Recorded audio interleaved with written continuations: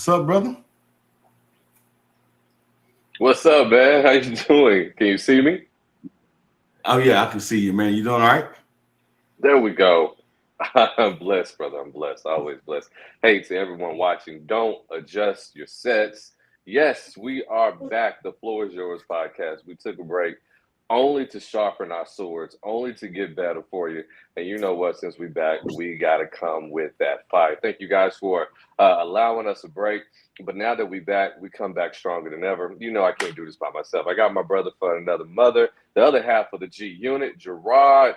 Flex, the producer, where is in the house? Say what's up to the good people. Hey, what's up, great people, man? And hello to you, man. I know we haven't been talking that much. We've been kind of off and on Hmm. social media, but like you said, Yep. we've been fine tuning, man. We haven't just been lazy. We've Right. been putting up the work, making sure we bring back a more polished, more informational, more relevant product. So, man, it's good to be back, and it's good to share the screen with you, brother.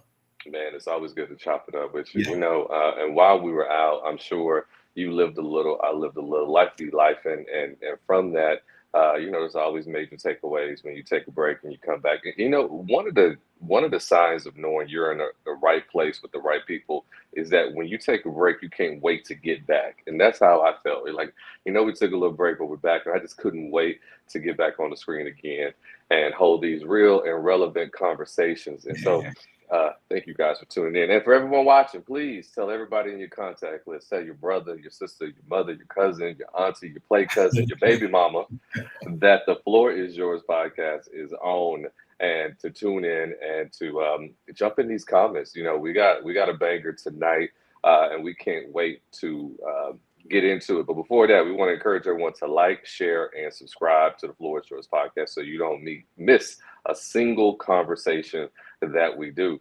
Now, tonight is going to be a unique conversation because it's one of those things that we all observe and we don't really talk about enough, or we talk about, but we're going to try to get to the root of it tonight. And so tonight's topic is the language of healing, but the heart of hurt. And so, what we mean tonight is how you have people who make these big, bold proclamations that what they've been through, they are over. So that relationship, the loss of a job, grief, anger, whatever it may have been, they feel like they have risen above, and now they're able to lend their advice to other people. But if you listen closely and you check closely enough to what they're actually saying, you can see that they're damaged still trying to help others. Now, I do have a belief system that broken colors still can color. Broken crayons still can color. So even in your brokenness, you can still help others. But yeah, you have to make sure that you're leaning more toward healthiness than the hurt. And so, as we see in these social media streets, people get on there and they put whatever situation that they had on blast. So, if it was a company fired them, guess what? It was their boss's fault. It was their coworkers were against them. It's everybody's fault, but they're wrong. There's no accountability. So tonight we're gonna talk about one of Gerard's favorite words, accountability, tonight, and how that shows up in unforgiveness and negativity. Have you ever seen any of that on social media, Gerard? People talking the language of healing, but still have a yeah. heart of hurt. Yeah, in this information age, and you make a important distinction as you're talking about this, where the language is there, right? But the even the desire is there. But you said this quite Hmm. often, where the rubber meets the road is where the real work is, and sometimes you just Yeah, don't know until you try it again and right. again. So, but to your question, have I seen it all the time, right? And I Hmm. think people mean well often, but Hmm. if you going into the next season of your life, after the hurt, after the betrayal, after the trust issue, if you're going there with unhealthy boundaries or your guard up, you're going to say the right things. I've done the work. I'm in therapy. I'm protecting my peace at all costs. All this stuff sounds right, right? Hmm. But yeah, when you see Right. people, their behavior doesn't align with the words. So again, they can say that they're healed, Right. but when they say, "Hey, I'm not," here's some key points, right?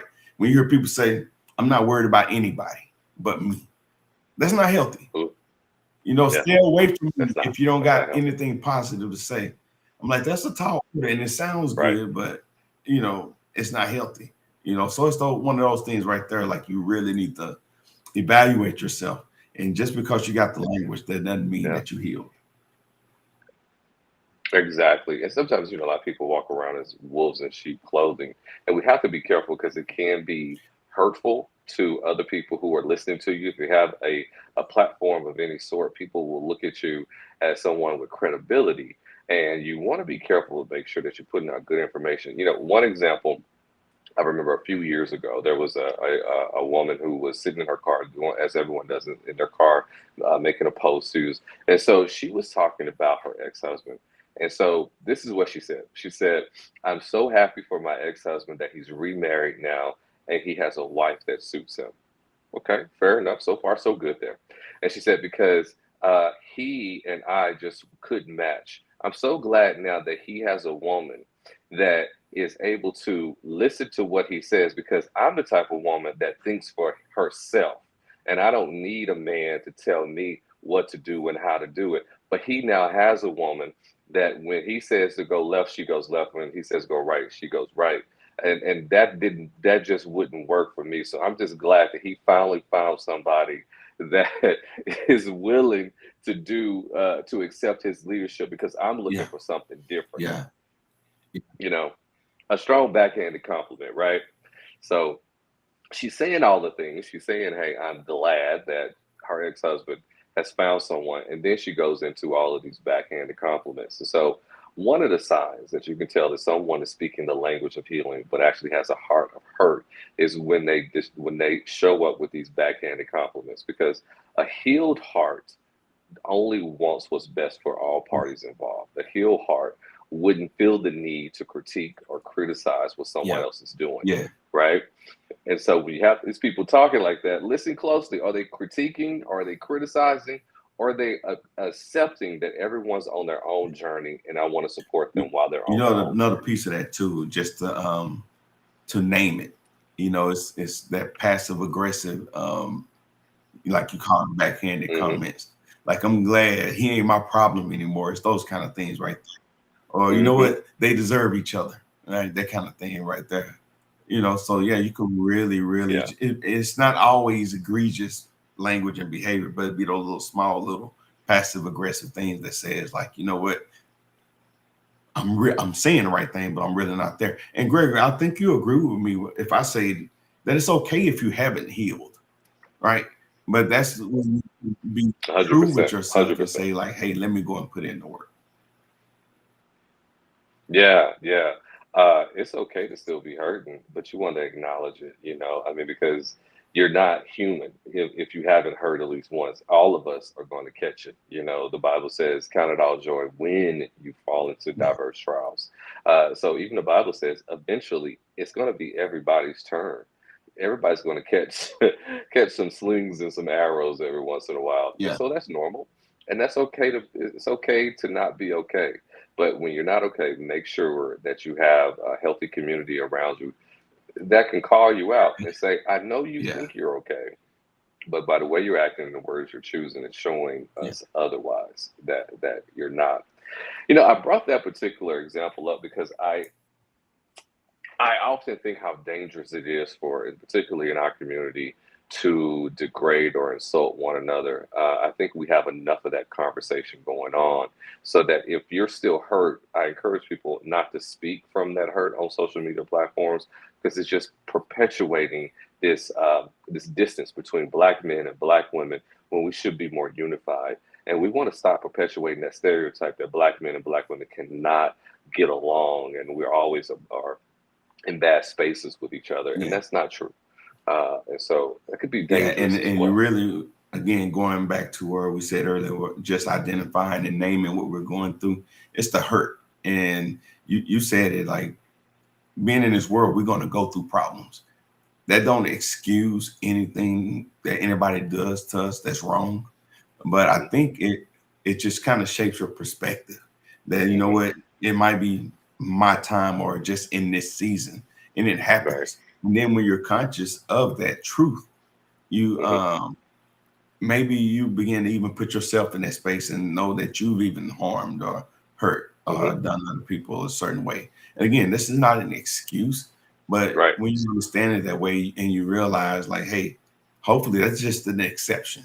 That's not Mm-hmm. all black men. That's not all black women. It's not all people anyway. But I Right. think understanding that could help you kind of get past the harm and the hurt and start doing the work.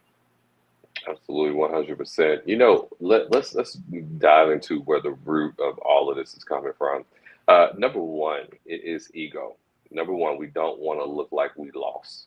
We don't want it to look like, yeah, I got fired because I was tardy, 4 to 5 days a week, or I got dumped by my significant other because I wasn't a good partner, you know.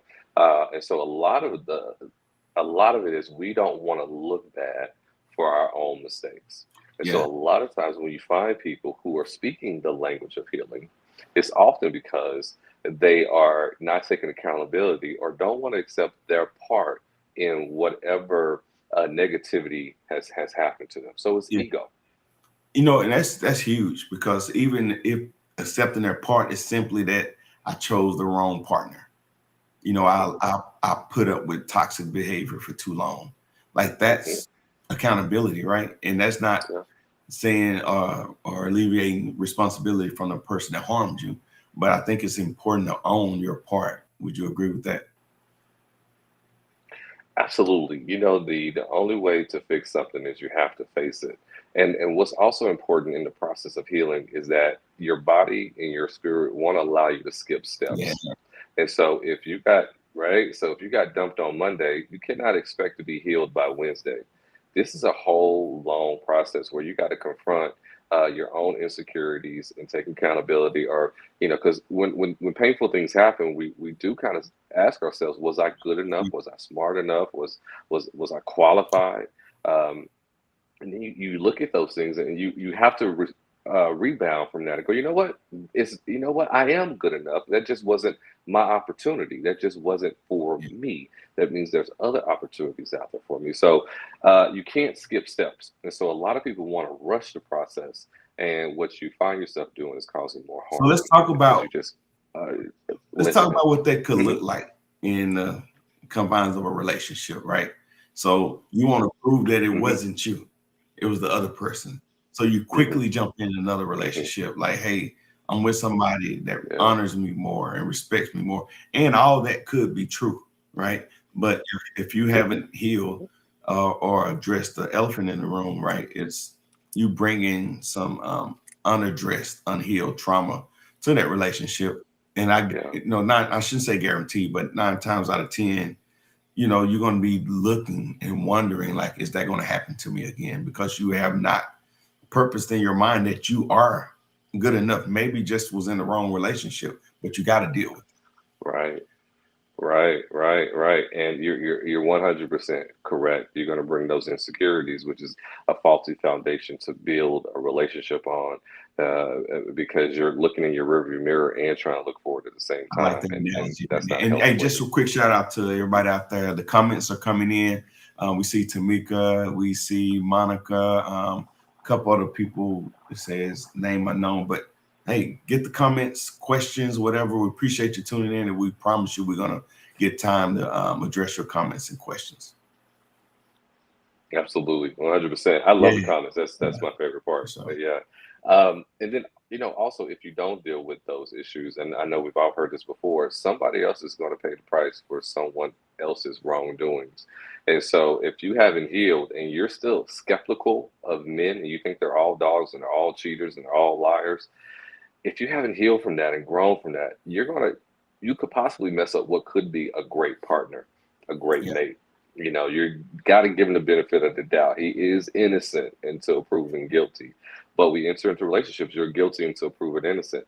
And that's unfair to the person who's really looking to start something and build a good And relationship. it's Uh, I remember seeing on TV the statement, trust but verify, right? And it's almost a contradictory hmm. statement Hmm. and the way that it's actually used. And trust, and we say this all the time, trust is not a feeling, it's a decision, right? Hmm. And you can talk about Correct. the Yeah. discomfort of trusting. So yeah, if you can't, or if you decide not to trust somebody, I think that's a conversation to have, right, with the person. But understanding that trust is not a feeling, it's a decision. And if you're making the decision to not trust the person you're in a relationship, maybe you can talk about, why it is. Is it personal to myself, or is it the person that I'm in a relationship is not trustworthy? I'm skipping ahead a little bit, and there's three ways you can tell that you have really healed, and one of them you just hit on, and that is your ability to be vulnerable in front of someone else. Because as long as you still feel like you need to be guarded, you need to kind of keep a little bit to Yeah, yourself, yeah, because you don't want someone to see those spots and those blemishes that you may have. You're not healed. One of the ways you can tell that you're healed is when you are looking forward to actually finding someone who you can fully open up to, or you don't feel embarrassed or uncomfortable with saying, "Hey, I know I'm not perfect. I need to maybe go to the gym more, or I need to work on my credit more, or whatever it may be." That's when you know you're healed, because you feel like I'm still worthy, special. I'm still someone who is important enough to be with, even in spite of maybe a low credit score or a few extra pounds, right? That's when you know that you're healed. yeah. That's good. I like that one. I like that. Yeah, one of the ways. And so you definitely got to take the time. You cannot skip steps. But you're absolutely right. There seems to be like this overarching belief system that you have to rebound quickly. And I want to dispel that myth to anybody. There's no timetable on healing, like there's no timetable on grief. It just takes as long as it takes. So take as long as you need. And so if you just lost a job, or you're going through grief, or a romantic relationship just ended, it's just going to take as long as it takes. You don't have to be healed in 6 weeks or 6 months or even 6 years. The important thing is that you're doing the work. And what does the work look like? The work looks like you're investing in yourself. You're learning more things. You're experiencing new things. You're making sure that you're still connecting with people. You're not going into a silo all by yourself, but you still are experiencing life. And sometimes you do got to kind of force yourself to take a pottery class or go take a painting class just to get out the house and be around other people. But that's how healing happens. Healing doesn't happen in solitude. Healing happens in Yeah, yeah. community. And just to add some color to that on what it could look like too. When I went through, and I've been transparent about this, I've been through therapy for PTSD, combat induced PTSD. And one of the things that they do is they put these checkpoints in, if you will, just to use the military language. As they build this plan out, they're telling you, hey, Mhm. go spend, instead of going to the grocery store at 9 o'clock at night when it's empty, go at 2 o'clock on a Sunday, but only going 15 Oh yeah. minutes. Go straight to the chips and dip aisle, get you some chips and dip, and get out of there. And then measure that, Yeah. right? How did you feel? How did you respond? Was you on guard? Did you interact with any people? So it's small stuff like that you take back to your therapist, your counselor, whatever, and you figure out like, hey, you know what? Not only did I survive, like I feel like I can go again, kind of thing, right? So you're learning what you're capable of as you're going through these processes. So just to add some color on what therapy could look like as you're going through trying to actually heal.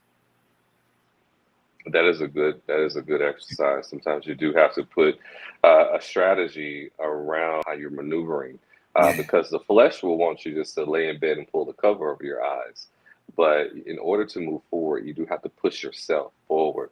And you mentioned earlier about people mentioning that or discussing they've been to therapy and they go to 1 or 2 sessions, and now they feel like they're Sigmund Freud, right? And now they can help everybody. But listen, the truth of the matter is this: going to therapy and saying you're healthy is just like going to the gym and saying you're fit. It only works if you're doing the work, yeah, right? And so you can go to therapy for 3 months, 4 months, 5 months, but if you're not doing the work, it's not helping.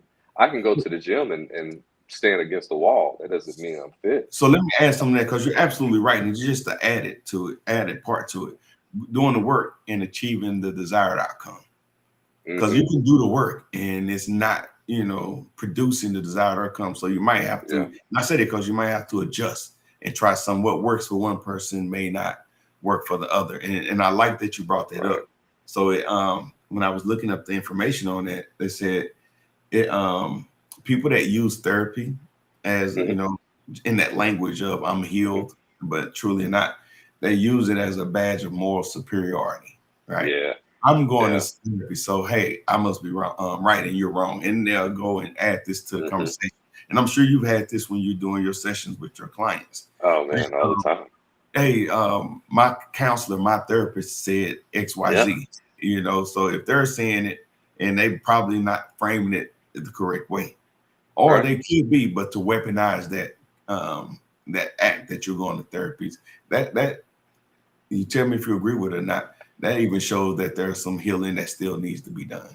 It's definitely counterproductive, right? And it is 100% dysfunctional because what it is, you're resistant to healing, and we gotta get into that also because this is this weird phenomenon that pain actually can become addictive.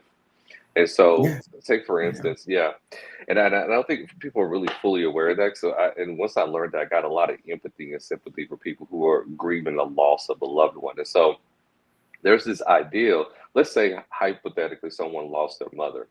One of the most cherished people in someone's life. There is sometimes this idea that if I heal, then it's disrespectful to my mother. So by me being sad is a badge of honor. Like I still honor my mother because I'm gonna stay sad that she's passed. Because if I'm happy, then that somehow is disrespectful to her. And so what you do, you find yourself in this cycle of this noble dysfunction. And what it is still a dysfunction because you're not moving Yeah. forward. And people sometimes are resistant to healing because they feel a nobility about it. They make themselves a martyr, if you will, Yeah, for and sure. and that's dysfunctional as And well. that happens a lot in our community. I've said it and I've heard people say it before. Black people are strong, boy. We can go through stuff, and we're not like them, and we're not going to kill ourselves or harm ourselves. Mhm. And that's not true. Like we're susceptible to Yeah, the same, you know, 'cause we're um, human. Yeah, yeah, we're just human. like that. Yeah, But yeah, it's this thing yeah. that being black means that you genetically, and I don't know, it could be some truth to that, but wearing it like a badge of honor, I think that's a mistake. I think this, and I'm gonna say this kind of with a little bit of prejudice. I think we are the strongest group of people, but that doesn't mean that we're not impenetrable. Like that, we still have wounds and pains, things that can hurt us. I do think that we are the strongest group of people, but we can still feel pain I also. think that's the issue. Like it's a double-edged sword. And Tamika, you remember they did the book, Black Women Aren't Strong, They're Resilient. The Hmm. fact that you have to Hmm. build this hard core, this skeleton, if you will, this Hmm. exoskeleton, because the world keeps doing stuff to you. And I know we kind Yeah. of built that way, where people put more pressure on the offended to be Hmm. strong, and then putting pressure on the offender to not offend people. So Hmm. you do. So I can agree that, just the nature of the history of this country, Hmm. black people can be the stronger, but I don't think that's a badge of honor either that we should want to Hmm. carry. It is not. It is definitely not. But it does speak to our topic today. Speaking the language of healing, because in our Yeah, culture, one that we don't want to show weakness. If you listen to our music, now you and I grew up in the hip hop era, which was very masculine and misogynistic, and so we grew up in a time where being a man was being tough and no emotions, and so another reason why people want to skip the steps and jump to I'm over that. Because it's a lot of societal pressures to not look weak yeah, within our community. yeah. Yeah, Hey, let's take a moment, man. The comments coming. I want to get to a few of them before we go to the next yeah, topic, if it's okay with you. 100%. Okay. Yeah, So we got speaking of Tamika, she's in here. And she said first, hello, gents. She was in her energizer page, but she switched over to a personal one. She says you can't skip the steps. So earlier you yeah, was talking about that, like you gotta go through the process. You wanna yeah. take a moment, comment on that? Yeah. And so one of the things that we try to skip over, I think, a little too soon is you want to feel of all of the things or all of the pain. You want to allow yourself a good 24 to 48 hours of just grieving what was lost. Maybe it was a bankruptcy, maybe it was loss of a home, maybe it was a relationship, whatever it may be. You want to feel it all. Just don't be afraid to feel the hurt, to feel the pain. And that's one thing you got to do. Is got to first acknowledge that it hurt, experience the hurt, and then what you want to do next is if you have a community around you, find someone that you can talk to and say, "This really sucks. This really hurts," and get it all out. Speaking it doesn't change it, but it does help it make it feel better. Yeah, If you yeah, just have a that's safe place, people do overcome pain and grief faster when they have a community around them. Okay, yeah, and so then there's step three, and this is the thing most of us actually skip. And you actually do want to create a strategy. You do actually want to get pen and paper and go. Here are the things I'm going to do to improve myself. I'm going to on the first week. I'm just going to make my bed every day. I'm going to start real easy. I'm going to eat breakfast. I'm going to go for a walk for 10 minutes. Something that is measurable and doable, right? yeah, Something you can do. What that does when you accomplish those small goals is that it builds confidence in yourself, in your own resilience. Guess what? I did make my bed every day this week, so I am important. I can do things, right? And so yeah. then after that, you want to push yourself forward by surrounding yourself by people in groups, taking up a new activity, do something different, read a new book, or go on a vacation. Just don't neglect yourself. Good stuff, Dr. Gregory. I like that, man. So, Hmm. just kind of, I think that's a perfect segue into Monica's comment. Appreciate you, Monica. But she said maintenance Appreciate you. therapy is very important. You was describing that, but that was in response to when I was telling you I was in therapy and it was getting Hmm. me acclimated to going back into crowds. And that Yeah. maintenance part of it is a way that for some it works, right? So, you want Right. to take a moment to expound on that anymore? Yeah, so this is why community is so important because your community will tell you, I think it's time. Get someone to go, hey, Gregory, hey, Gerard, I think it's time. I think it's time you need to go to the movies. I think it's time you need to go try this new club or try this new restaurant. Because if left to our own devices, we may never want to move forward, depending Yeah, on how bad the pain is, right? And so you need a community that says, you know what? I'm not taking no for an answer, Gerard. I'm coming by. I'm picking you up. We're going to go get some hot wings, whether you like it or not. We're yeah. going to go.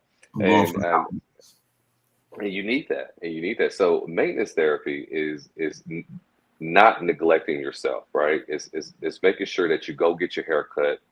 It's making sure that you are showering and that you are taking care of your immediate needs. You are doing your laundry, and so that you're sustaining a quality of life that is respectful to yourself.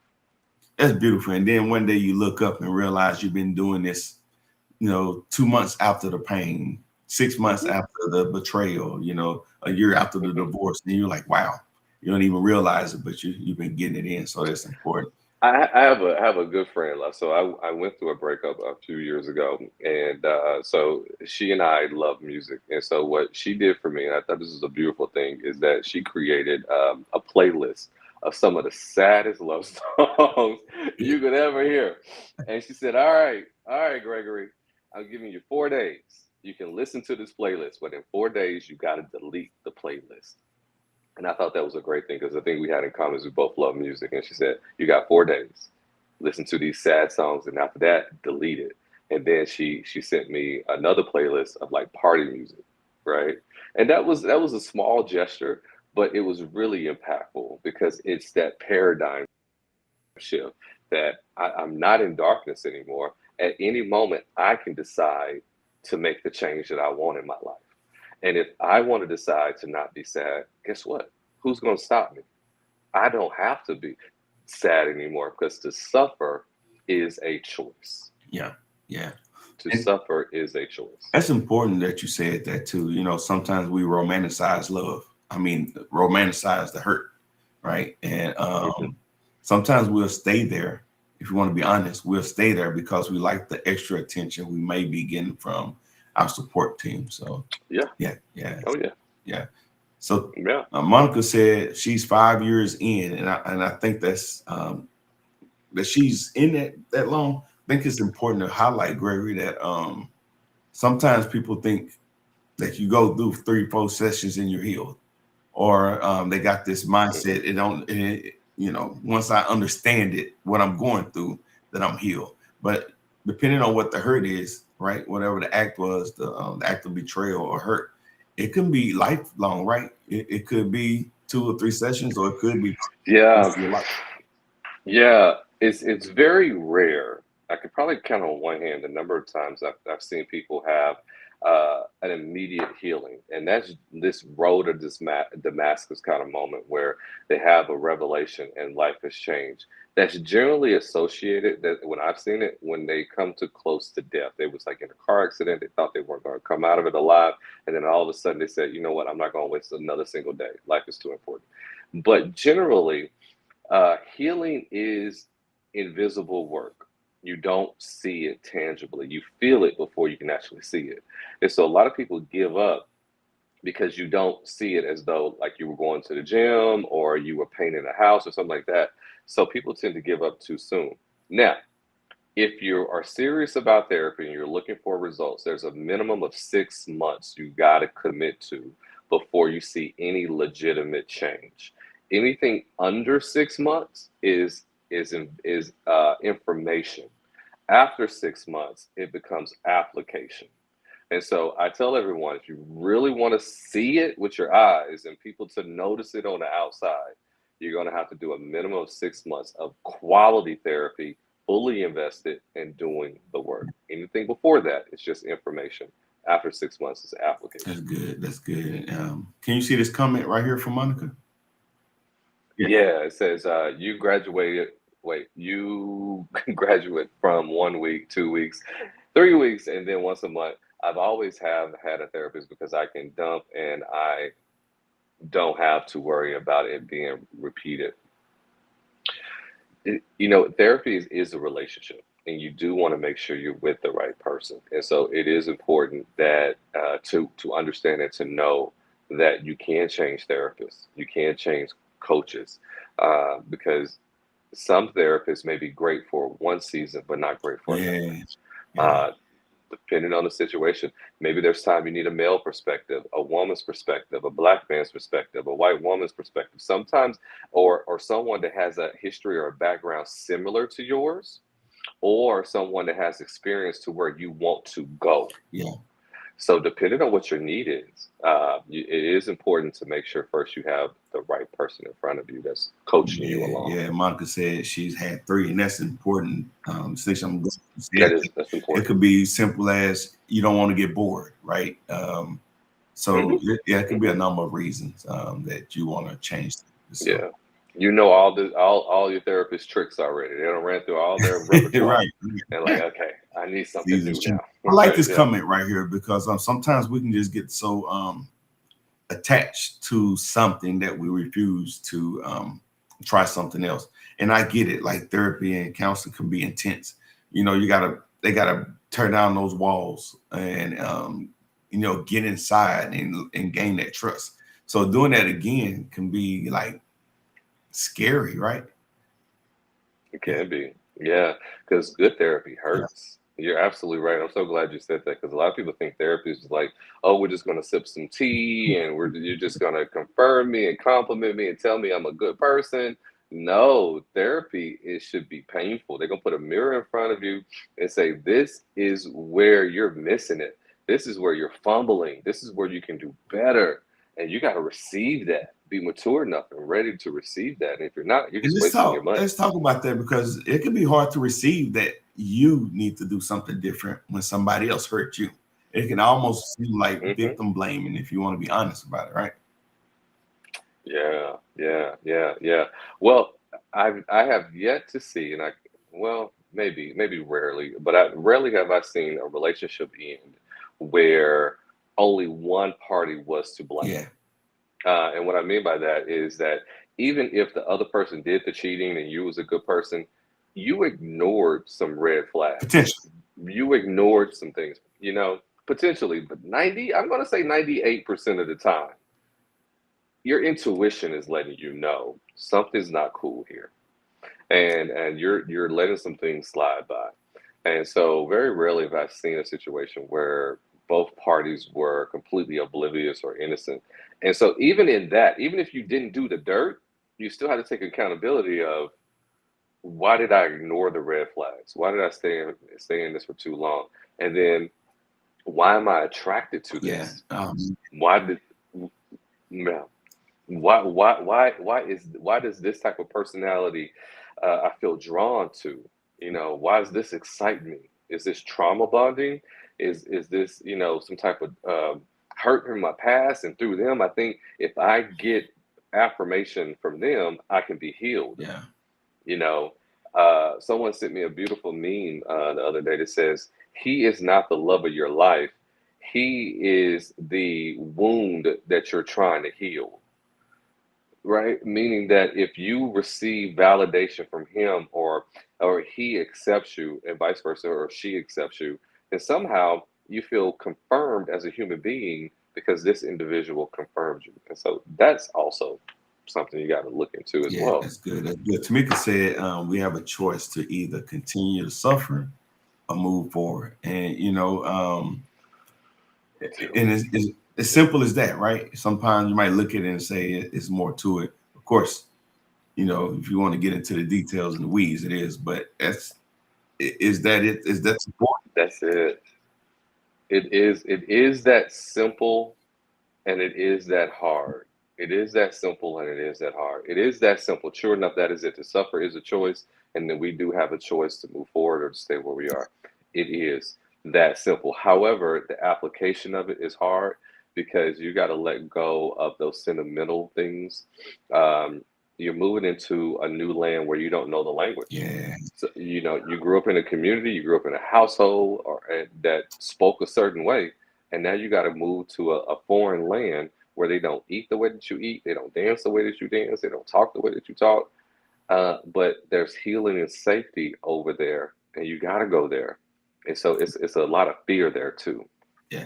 Love Jones, my hometown. She says the mirror is the best. So I think you was talking about the mirror, right? Mm-hmm. Mm-hmm. Yeah.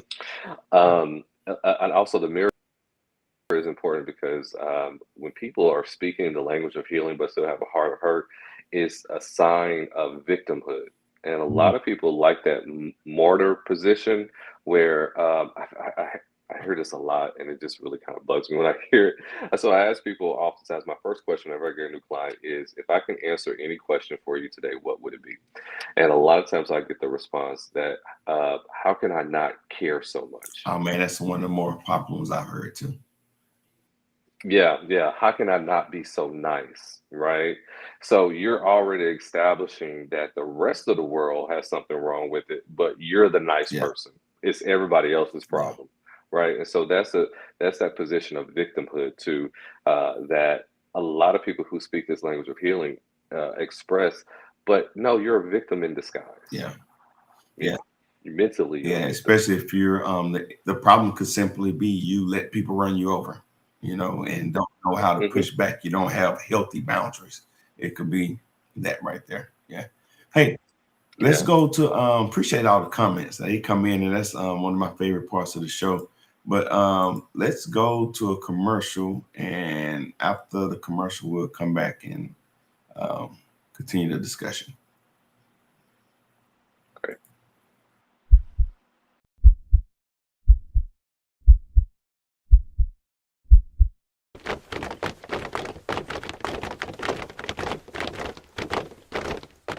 Some view it as a form of empowerment or like a linguistic reappropriation, as some argue that it continues to carry the weight of oppression and should be done away with immediately. How does today's music, namely rap music, play a part in the use of such a derogatory word? We'll talk about that. As we know, rap music has an immense influence. All right, back to part two, and that's just one of the many shows that's on Mogul's media platform. So, it's in the tagline of the video. Go check out Mogul Media, Mogul Global, and look. And there's a number of shows from cooking to self help to therapy to just a number Business, business fashion. fashion. Yeah, Yeah. yeah. Go Yeah. check out Mogul and shout out to Mika for putting that together. Right. And I love that particular topic, the N word. That is the use of the N word and where we stand, and that is like an ever evolving conversation. It's an interesting one, and it's one conversation I love having with my friends, and it's just like a good conversation starter, and you get a lot of viewpoints on it. And so I It's know one of my position has evolved over the years over the use of the word, and it's just amazing how where people land these days. those. Hey, yeah, good stuff. Uh, Good stuff. I don't know what Monica, what we were talking about right before the commercial, but she said it's the opposite. She said she calls it out. I don't remember. Do you remember what we were talking about? can't remember what that applies to, but Monica, let Oh, us I know. think it was the victimhood, maybe. I don't know. Monica, if you want to give us some clarity about what that comment was about, we'll make sure we'll address it. Yeah, Yeah. absolutely. Yeah, but yeah, hey, again, shout out to Tamika, Mogul TV Global. Appreciate you. Yeah. As we talk about this language of healing, we got to talk about how it shows up, right? And so as people are talking on their platforms or in the book clubs or at church, you can hear people, and there's a couple of triggers or things that you can look for, signs you can look for, and that is number one, do they sound like they're jealous? Jealousy tends to be the most apparent sign that someone is still has a heart of hurt. Because why do you care that he bought his new wife a car and never bought you a car? Yeah. You know, so you have those signs of he never did that for me, but or she never acted like that when she was with me. Uh, that's a sign of jealousy. And so if there is any form of comparison, that's a sign that you're still hurt. There's a wound there that hasn't been healed, and so Yeah. you want to address that. Hey, there was another one too. I want you to take a moment to talk about when we Mhm. talk about the language. Um, it's the one where it says, I took time to myself so that I can heal. And it doesn't mean necessarily that just because you took time to yourself that you actually heal. You could have took time to yourself because you were hurt, and rightfully so, but it may have Mhm. become a protection mode versus, hey, this is me working on me so that I can get back into the game. Yeah, yeah. So you were by yourself because you were scared. I mean, that's really true. We go into hiding because we feel in some way inadequate to face whatever is out there. And so solitude is really a sign of tenderness or fragility. Like you feel fragile. That's why we go hide in a corner or we don't come out for days because you feel fragile, you feel weak. And again, I'll say this 100 more times I have to. There's nothing wrong with that. That's just that's just an observation. It's not a diagnosis. It's just this is just where you are today. That doesn't mean you're gonna be there next week or next month. It's just, but let's just be honest. You were hiding because you're fragile. And here's a truth that also I wish everyone could hear.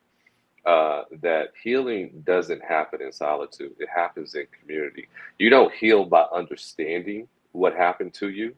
You get healed by having experiences that contradict what happened to you. So if you were betrayed, yeah. So if you were betrayed, you get healed by being around people who are trustworthy, right? And so you don't get healed just by understanding what happened to you. You get healed by having experience that contradict what happened to you. And that involves going out there and being in community. Yeah. So I've heard it described as we talk about the solitude piece, that this Hmm. someone's in ICU, they isolate you for that moment. But it's not to Yeah, keep you right, it's to be diagnosed what the issue is. But after you're right. diagnosed, they do put you in a different environment so you can begin to grow. So yeah, the environment will Absolutely. change. You should not be staying in solitude. Yeah, yeah, absolutely. And I do think you do need to take a knee. You do need to take a beat, and you do need to have some time where you do just cry it out. You do just grieve whatever loss it may have been. And that's fair and that's fine. That's even healthy. But that is not the complete journey of healing. That's just the first step. That's just identifying pain, which you should do. Yeah. But that's a sign that you were just fragile in the moment. That's not a sign of healing. Yeah. No. Good stuff, man. So it's, hey, we getting close to wrapping up time, but we got a couple more comments, especially Okay. from Monica, some clarity about what she was talking about earlier. She said she addressed whatever. I don't hold back. I don't ask how to say anything or address something. I just do it. And you know what? Some in those moments there, that's wholly appropriate, right? Especially when you're around some people that, those type of people that take your kindness for weakness, or they try to set the environment to where you won't speak up or defend yourself.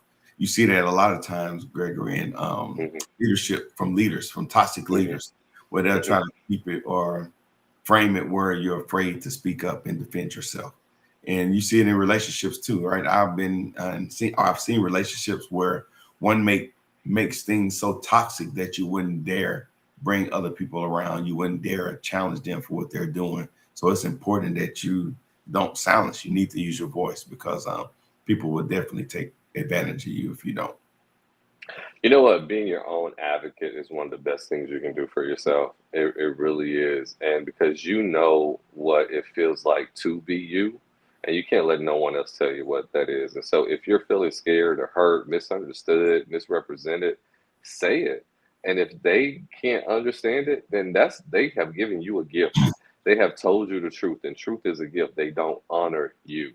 And if someone doesn't honor you, that's a time for you to be on your way. Yeah, yeah. And that, I was glad you said that, because there might be a situation where speaking out is not the most optimal or the right or the correct or easiest thing to do. So you might have to change environments, right? If it might be Hmm. a new job, new relationship, new friends, Yeah. whatever. So you can't be scared. Sometimes I can say you can't be scared. Scared is a natural feeling, but you got to be willing to change whatever that situation is. Yeah, that is a choice to stay in that environment. Yeah. Yeah, yeah. It might be difficult, but just something that you have to think about. So before I move on to that, just made me think about Dr. Ramani. She does a lot of work in narcissistic, other Hmm. personality disorders. Yeah, So yeah, I love her. She's yeah, man, wonderful. she's brilliant. She's very Yeah. brilliant. But she teaches people coping skills and techniques. If you do have to stay in these situations for whatever reason, it may be a religious region where you can't get divorced, or it may be kids. You might be waiting until the kids Financial. are older, but especially financial, right? So there are things that you can do sometimes, not all the time, where you can learn how to survive and deal with those situations until the time is right for you to make a move. I'm glad you brought that up. Just real quick, and this is kind of off the subject, but on the subject. For women that are in domestic violence situations, you want to create a escape plan. Yeah, If you immediately leave, there's tends to be like a 90% chance that your predator will find you, and it won't end well, or you have to come back because you didn't plan it out. And I hate to even say this, but the greatest amount of success happens to women that kind of stay in that situation for a while and create a plan so that when they do leave, they can stay gone. I think what you said is right. You probably just say stay for a while. You can take that part out, because Hmm. there are shelters, loved ones, and I know it can be embarrassing to even think you got to go to a shelter, but but you're right. No. Creating a plan, having a plan to leave can be the difference of you staying away versus having to come back. Hmm. Yeah, yeah, good stuff, man. I appreciate that. Monica said people started, and then when you say something and defend yourself, you're mean. She said she'll defend herself. You're right. You become the bad person when you speak out. So, but Yeah. it's your dignity is everything. So And that's a great point, Monica. We were talking about the language of healing, but the heart of hurt. If anyone doesn't respect your feelings, and but they claim to, or I hear you, or I care for you, but they don't do it in real life, they have a heart of hurt too. There's something there in them that doesn't want to embrace that other people have feelings as well. So they don't want to be responsible or accountable for managing, or not managing, but acknowledging, right, someone else's feelings as well, um, and their involvement in making that person feel that way. And so that again is another sign of someone who is, has a heart of hurt when they can't acknowledge someone yeah, else's feelings. you ain't gotta tell Monica what to do. She knows what she doing. Like I said, I won't forget them folks. And before we close out and take you to you where you can give us our parting your parting words. This whole heart of hurt, we're not framing it like something is wrong with you. Yeah. People go through a number of things, whether it's mental, emotional, financial, or physical. You have to heal from that, right? So we're not saying you're a bad person or something's wrong with you because you haven't healed. We just encourage you not to stay there and use this language of healing and masking the hurt, because it's not good. It affects your quality of life, right? It affects the quality of life for people around you. And just want to make sure that I put that out there before we, punt it to you for your parting thoughts, that you're not a bad person because you need to heal. Totally agree, 100%. As human beings, we're going to travel down so many different roads and have so many different opportunities. And guess what? You're going to have good days and you're going to have bad days. And what is important for us to know is to learn is how to manage the good days as well as the bad days. Here's the deal: why this is so important, because the Bible tells us that from the heart, the mouth speaks. And so whatever's coming out of your mouth is revealing what is in your heart. Yeah. And so your heart represents your life. So if your heart's not healthy, then your life is not healthy. And so we wanted to have this discussion, as Gerard just said, not to judge, not to criticize, not to put down, and definitely not to embarrass anyone that's having pain. But we are saying we want you to examine your heart first. And because we want everyone that watches the show to feel uplifted and motivated to know that they can live their best life. But to live your best life is an inside job. You have to do it for yourself. There's going to be some situations in life where you have to be your own savior. And this is one of those things. You can't fake it until you make it. You cannot fix what you can't face. You cannot conquer what you will not confront. You have to look at yourself and look at the pain and say, what do I do with this? Sometimes that's correcting yourself, and sometimes that's moving away to a different environment. But at the end of the day, it is important to know that pain is part of all of our lives, but pain does not have to direct our lives. And so if pain is directing your life, what I encourage you to do is take a moment, create a strategy of what you want your life to look like. And every day, do at least one thing that moves you to that direction. Because the most important person you'll ever love in life is yourself. Yeah. Hey man, that's good as always, man. That was like some spoken word. Thank you, sir. Where's the we need to get Monica on the show, man. Monica be coming with the heat. Monica, a few more comments from her. She said, yes, quick to flip it on you. That's true. It's the person that's doing the victimizing will all of a sudden become the victim when you're challenging them. But don't fall for it, right? Yeah, that's how a narcissist is attacked. Like, why are you so upset? I just commented, I just said one tiny little thing, and now you're exploding. No, if anyone doesn't validate your feelings as being real and authentic, they're not worthy of you. Move on. They're never gonna change. So just keep it moving.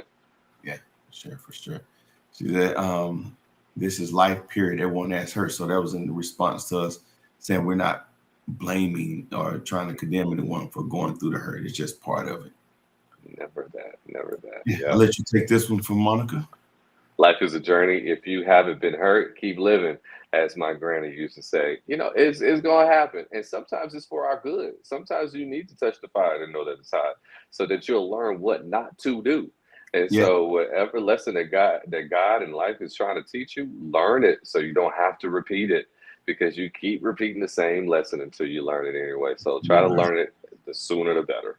Sooner the better. Yes, sir. And she said you can control the controllables, the things that you can control. Put the work in and take care of those right there. 100%. Monica, we need you on the show. Log in next week. Come on, talk to us. Man. My boy Miracle, appreciate you for tuning in. Monica said preach, and I don't know what those fingers mean. Now I know a lot of people use them on social media, but hey. I'm not that cool. Yeah. Man, this was fun. Great first show back. I learned a lot from you as always, and I hope people out there on social media land did. But I'm gonna let you close us out, man. Hey, it's great to be back, my friend. Listen, I love these conversations. They're real, relevant, and people can walk away applying it to life. And we want everyone to know. Listen, you got a place right here where you can let it off your chest and let us know what it is you want to talk about. Because the Floor is Yours podcast is exactly that. It is your podcast. So reach out to us. Keep those comments. Gerard and I, we do slide back into those comments, and you might just get a response from us as well. So hey. Leave us some comments even after the show, even if you're watching this 2 weeks later, a month later, even 2 years later. Keep the comments coming, keep the conversation going. Thank everyone so much for tuning in. We appreciate you. Be here next week, next Thursday, 7:30 p.m. We're going to bring the fire again. We appreciate you. And until next time, peace. Hey, real quick, love. wait, Yep. before you close it out, we know what Yep. those fingers meant. What do it mean? You see on the screen, clock it. That's what I've heard. Okay. Gotcha. See, we keeping everybody cool too, hip and cool. Yeah, that's it. Now go ahead and close us out, brother. Everyone, hey, thank you so much. We couldn't do this without you because we want to do it for you. We want to be a blessing to you guys. So thank you so much. Until next time, peace, love, hair grease. We out. This one here really do it for you. Baby,